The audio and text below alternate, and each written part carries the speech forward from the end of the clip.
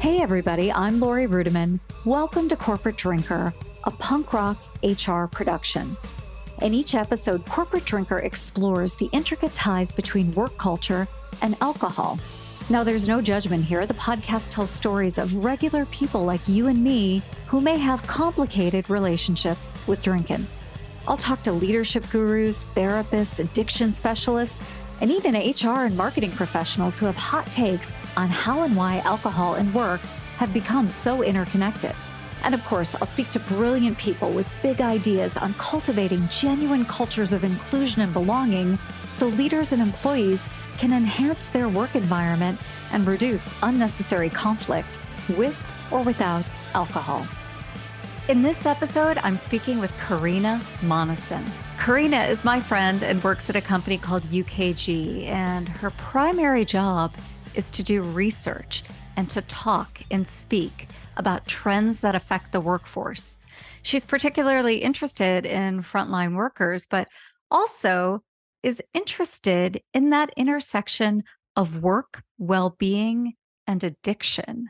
And I brought her on the show today to talk about all of that and specifically her own story about being in recovery. So if you're looking for some hard data on the world of work and alcohol and addiction, well, we're going to bring you that. But we're also going to bring you Karina's very interesting, very compelling, and very human personal story on this week's Corporate Drinker. Hey, Karina, welcome to the podcast. Hi, Lori. So fabulous to be here. Thank you so much for having me. Well, we are longtime pals, but for the rest of the world who doesn't know who you are and what you're all about, can you tell us your backstory? Absolutely. So professionally, my backstory is I am the senior manager of human insights research and advisory at UKG.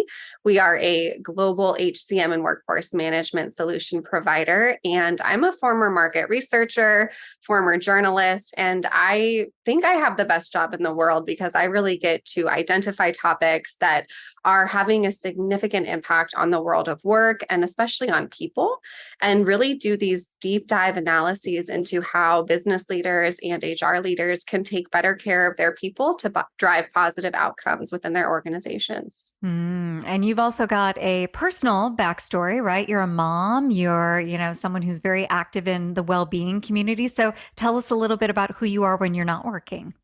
Well, thank you, Lori. Yes, I have two daughters. I have an 8.5-year-old and a 2.5-year-old. And at the moment of this recording, I'm actually about 6.5 months pregnant with my third child. So being a mother is a really core aspect of who I am. I love my kids, of course, as everyone does. And I also love my job. And so it has been a really interesting dynamic where I feel like I'm oftentimes pulled into these two separate worlds where on the one hand, I want to continue growing my career and I want to continue to be the best self in every way that I can and just hustle hard.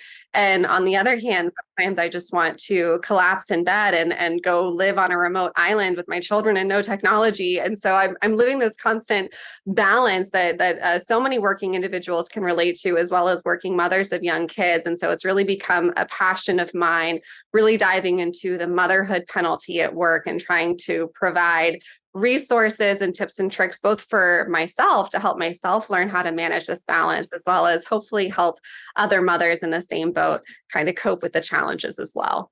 Well, a lot of people talk about how motherhood is a gift. And I think a lot of that's just like the thing you have to say, right? But for you, you've had a long and winding road, a hard-fought road to get where you are, and you've got some like skin in the game when it comes to the topic of corporate drinking. So, would you mind sharing your backstory? Before all the good stuff now, there were some dark times. There absolutely were. And I am so grateful for the opportunity to talk about this. So thank you for giving me the platform, Lori.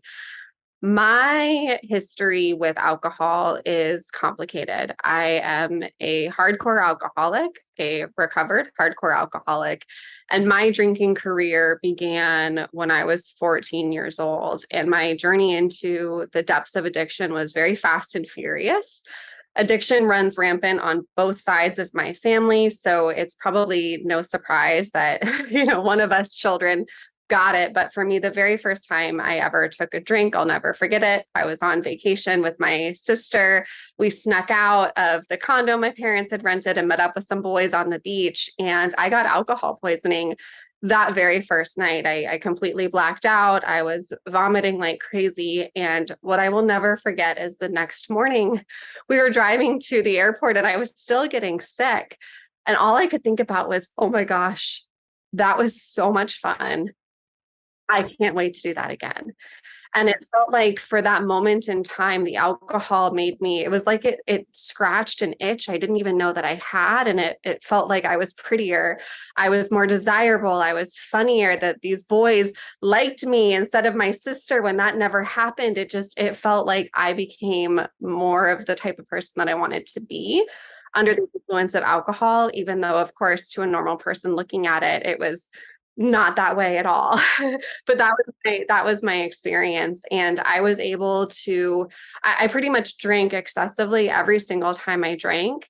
I would either throw up or black out, but I had a great family. I had great parents. I was a really good student. I was taking very advanced classes. And so for the rest of my high school experience, I was able to keep it in check, I guess. Like I always got out of control when I was at a party, but I was drinking such a small percentage of my life that it didn't impact me at that point. But by the time I got to college, it was an entirely different story, and it was balls to the walls. And by the time I was in my sophomore year, I was failing out of classes. I was blackout drunk by 10 a.m. I was experimenting with a lot of other types of substances, and I ended up going to rehab for the very first time at 19. And that was the first of 3 inpatient rehabs that I ended up going to in between the ages of 19 and 24. And by the end of my addiction, I was essentially coming to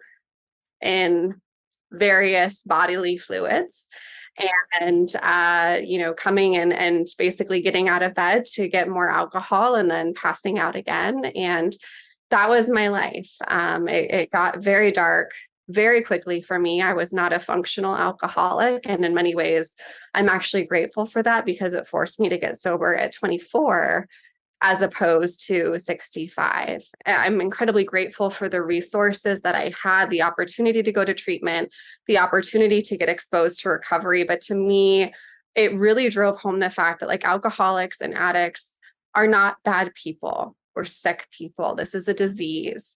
It is chronic, it's hereditary, it's prone to relapses. And yet we as a society are treating it with so much stigma that we have lifted. I think a lot of mental health, we've come to terms with the fact that these are diseases. We're a lot more open about talking about mental health, but addiction still seems different. And so I really want to take my experience as a woman in recovery to share that alcoholics and drug addicts are not bad people, right? We're sick people. And when we are given the ability to get well, we can be incredible employees, incredible partners, incredible parents. Well, one of the really moving things about your story is that you've found a career that aligns with an experience that you've had, and you're actually able to make a difference. You're actually able to talk about addiction, recovery, workplace issues, motherhood. It just so neatly ties up with the things you're good at around communicating, right? I mean, it's such a blessing that you persevered and you bet on yourself and you pushed through to be able to come here today. And I'm so grateful you're on the podcast. I asked if you could come and talk a little bit about some statistics and data around alcohol use and, addiction and misuse and all of that. And you had an interesting perspective on why alcohol may not be so clear cut to research. Can you talk about that? Absolutely. So there are, obviously addiction in the country as well as worldwide is a huge issue. So there are some really fantastic organizations that are dedicated to researching it, including the Substance Abuse and Mental Health Services Administration, known as SAMHSA within the US, and the World Health Organization. So there is a lot of research that's being done on the prevalence of alcohol misuse as well as drug use and misuse. But when it comes to identifying someone as having substance use disorder, that can be more challenging because there is a difference between abuse and a disorder.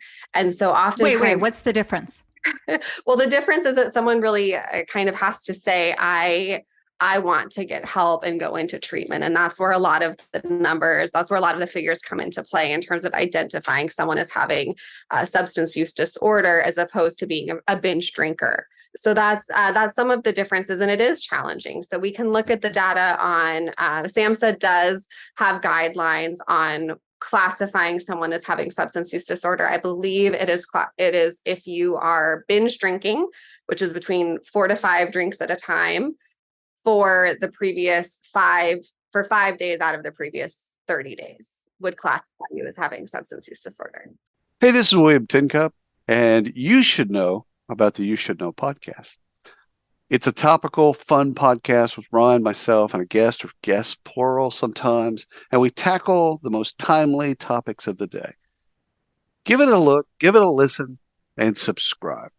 Thanks. I think a lot of people would raise their hands, especially corporate individuals who travel, right, who attend conferences, who are regularly entertaining clients or being entertained. I think 4 to 5 drinks on a Tuesday night starts to rack up quickly if you're traveling throughout the month, right? So this to me seems more prevalent than we talk about. The other thing I would imagine is that COVID has had an impact on rising rates of abuse and people identifying as having a disorder, right? So what's the impact of COVID on all of this? COVID has been an incredible change here. So you hit the nail on the head. And actually, 1 out of 2 employees admitted to drinking on the clock while they were working from home in early 2020, and 60% of people reported that they were drinking significantly more than they did pre-COVID. And I think many of us saw the news headlines about how, people were ordering alcohol to be delivered directly to their houses. It was one thing that that and toilet paper, right? People were going to let themselves run out of that. And so we know that drinking and drug use increased significantly during the course of the pandemic. And hand in hand with that, we also saw a dramatic uptick in the number of substance-related deaths. Unfortunately, those have been rising for a very long time, probably forever, right? But in the past 6 years, those numbers have doubled. I think it's interesting because I can't tell you how many corporate events I attended, sponsored by companies, sponsored by my clients during the pandemic, where we'd all get on Zoom and maybe we would do a wine tasting and they had shipped wine to my house, or we would do a mezcal tasting. I mean, everything was kind of oriented around drinking, like let's all do a happy hour and get a beer. And all of that was terrible, by the way. Like doing anything via Zoom is suboptimal. But I wonder what the corporate role here is, because I'm someone who believes that as adults, we make choices, right? And we choose how to show up to work. And we also bring our whole selves to the bottle. So I don't know that I'm in a position yet in my life where I want to say corporate America and global corporations can fix this. And yet they collude and they're complicit, right? So I don't know. Tell me what your thoughts are on this, because mine are all muddled. No, I love that you bring that up, because it is a complicated situation. And even as someone in recovery, my feelings about it are complicated, because on the one hand, there is this work hard, play hard party culture that is deeply ingrained in corporate America. And I understand that, right? And I travel a lot for work. I go to a lot of these events, and it is fun. It's a way to unwind. And the majority of people do not suffer from substance use disorder. Yeah, right? Is that a fact? Like, what's the statistic on that? So it's about 7.4% of Americans who are classified as substance use disorder, according to SAMHSA. And that is from 2019. That's the most recent data point that I could find. So, it may be higher right now. We don't really know for sure, but right. So maybe 1 in 10. And I think the argument from a lot of individuals that I hear is like, we don't design I can't believe I'm going to use this word, but we don't design for the lowest common denominator, right? And I think I get it, but that also doesn't seem like what we're trying to do around diversity, equity, inclusion, and belonging. So there's a conflict there as well. Like, why wouldn't we design for the one person who is struggling? Because it would hopefully improve the conditions for all of us. But I don't know. Am I onto something here?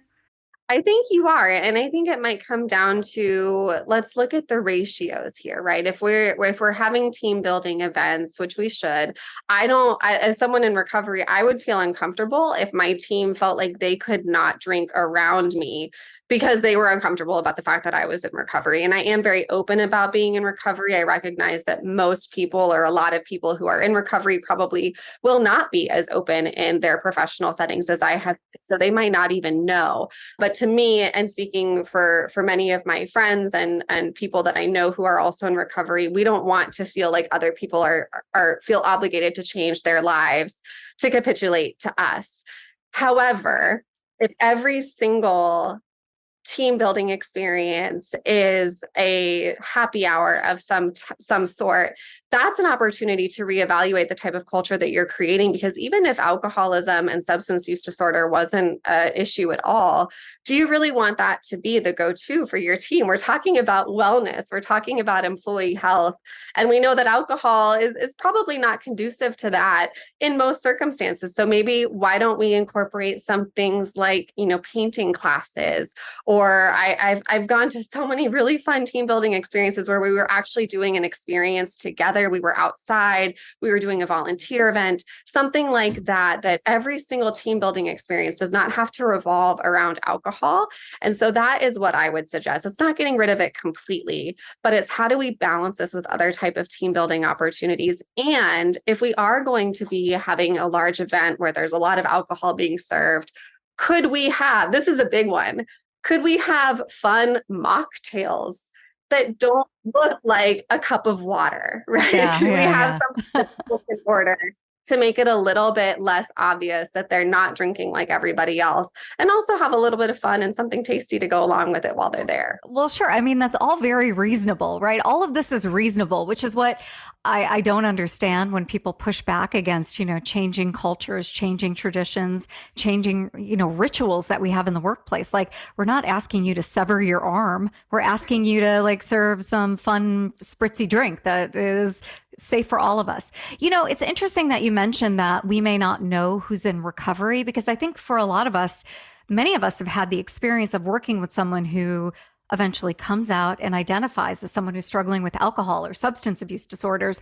And we're like, what? We didn't know, right? We missed it. So can you talk a little bit about looking out for other people? Or, I mean, we should all mind your own business, right? But what are some of the signs that if we see, we could recognize that this person may need some help, whether it's an intervention from HR or the number to the EAP? Like, what are we looking for here? Right. So I think we all have very clear memories of being at that HR event or that business event where probably quite a few instances that we can think back on where people, went a little bit wild. And it certainly cannot say that that person is an alcoholic, right? A lot of people let loose a little bit too much. But if there's a trend that you're starting to witness, that could be a red flag. Other red flags that I have talked to business leaders about include things like seeing performance ratings drop significantly. Obviously, if someone is coming into the office and you smell alcohol on them, that can be a really big indicator. And, you might be thinking that that's because they drank before they came. But for many people, when they're drinking, this was the case for me, when they're drinking to such a heavy extent at home, even after sleeping it off, so to speak, their body is still detoxing and they still smell like alcohol the next day. And so sometimes there are physical symptoms that you can see like that. If you are wanting to take some next steps, I would highly recommend having another person come and validate your experiences. So it's not this he said, she said type of situation. So if you are concerned about someone and you think that they might be intoxicated while on the job or something like that, it's definitely wise to have another manager or a senior partner come and just to validate what it is that you're seeing or smelling or whatever the case may be. So that is important. But performance can be an indicator, especially if we're talking about hybrid or remote employees, where some of these more visual, physical cues are no longer available to us. I'm really fascinated by what you said, like check your expectations, check your assumptions, and bring someone else in to have a look, because I think there are two types of people at work, people who avoid and people who like glom onto a situation and try to fix it. And while we all want to be helpful, right, that may not be our role, that may not be our job, and our judgments aren't always the best judgments in that situation. So that's like spot on. I also wonder if there is a distinction in different workplaces. And I don't just mean on how we deal with this, but just the overall trends of alcohol.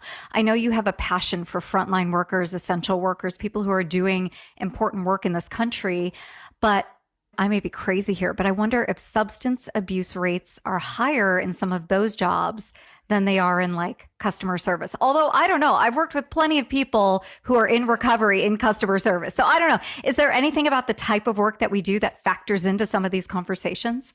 Hey friends, Marnie Robbins here, host of Vibe Makers, a podcast now on the Work Defined Network. Look, we all know workplace culture doesn't come from a slide deck. Gross. It comes from people. So on Vibe Makers, I talk to the folks shaping the experience of work from the inside out. You know, the HR and people ops folk, founders, leaders, and misfits building culture through small bets, big beliefs, and a whole lot of trial and error. No fluff. Well, maybe a little fluff. But mainly just candid talk about what happens when you stop duct taping your culture together. Come check us out. Listen to Vibe Makers wherever you get your podcasts.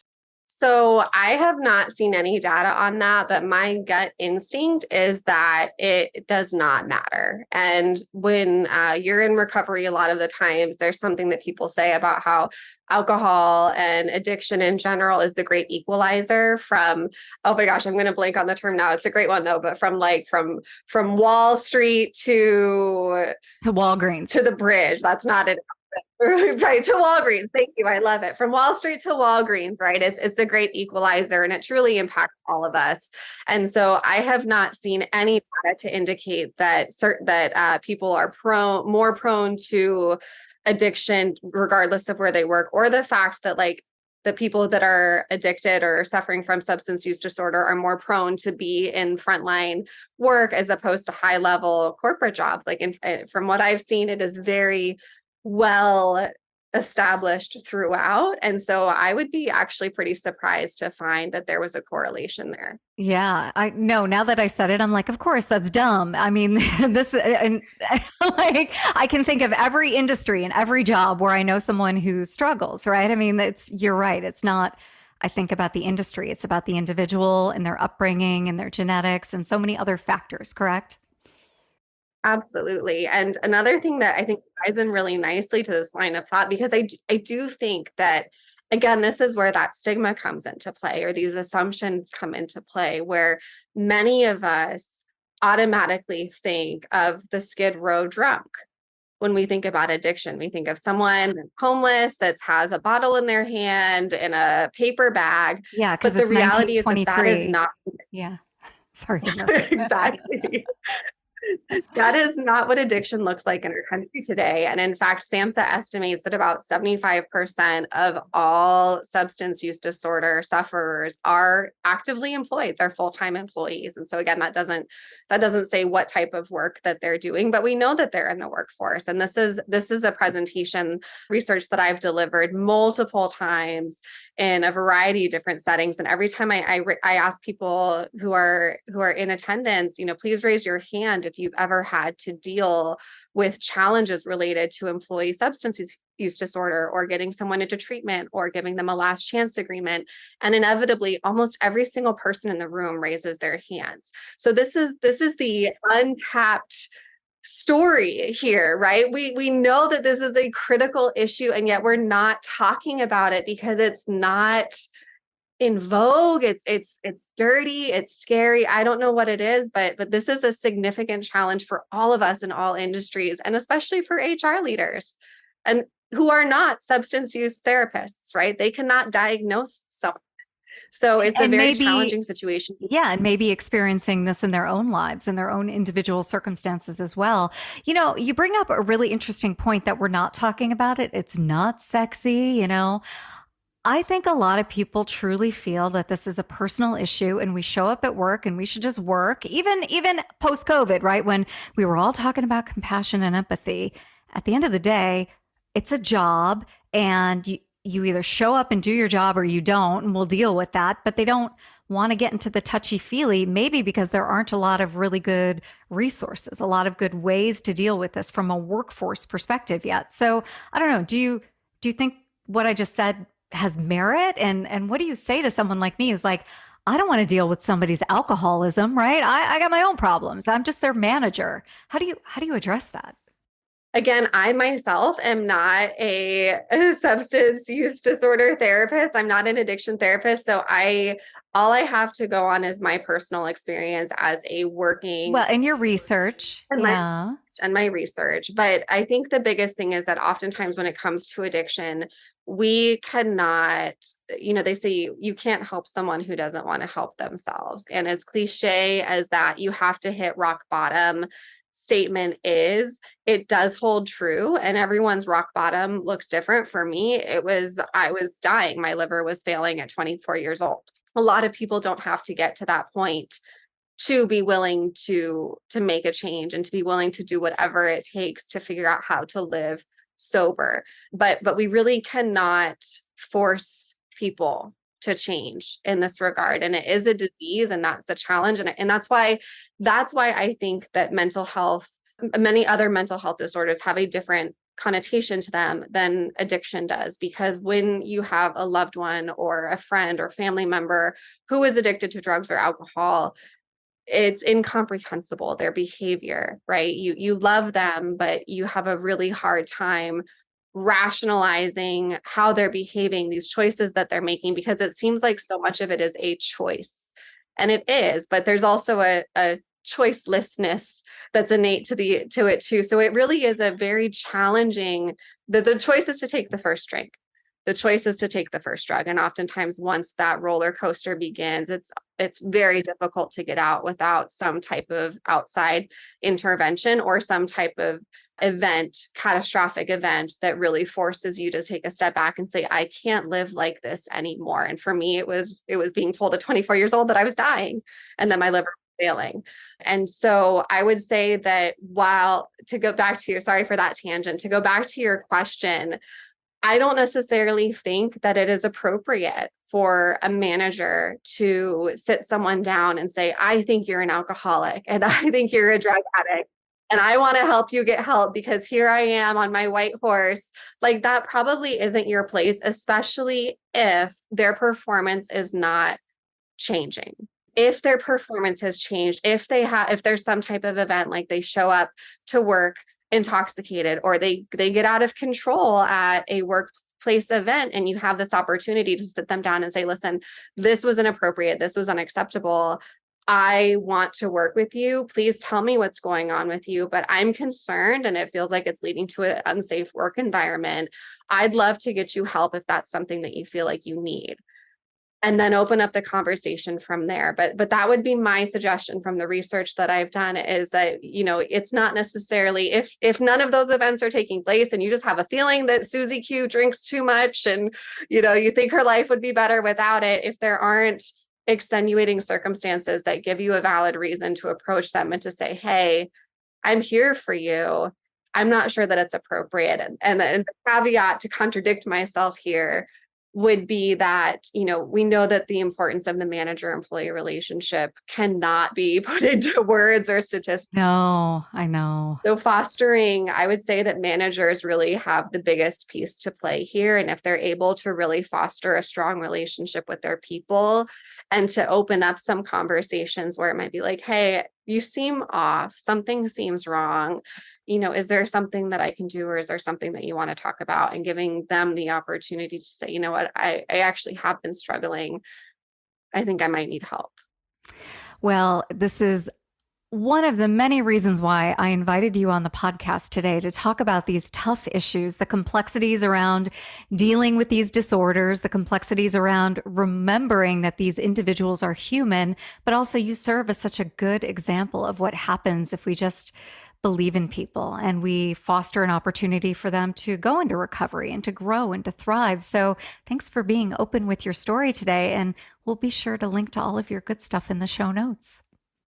Thank you so much, Lori. It's always a pleasure talking with you. I really appreciate, again, the opportunity to be here. This is such a critical topic, and I'm proud that you are using your platform and your voice to bring light to it. Because again, people aren't talking about it, and we need to be. Oh, they will be when Corporate Drinker, the book, comes out now. Come on, let's have some faith. Yeah, well, I have faith. I have nothing but faith. The Corporate Drinker podcast is a special series brought to you by Punk Rock HR. If you like what you heard, head on over to your favorite streaming platform and leave a 5-star rating and a review.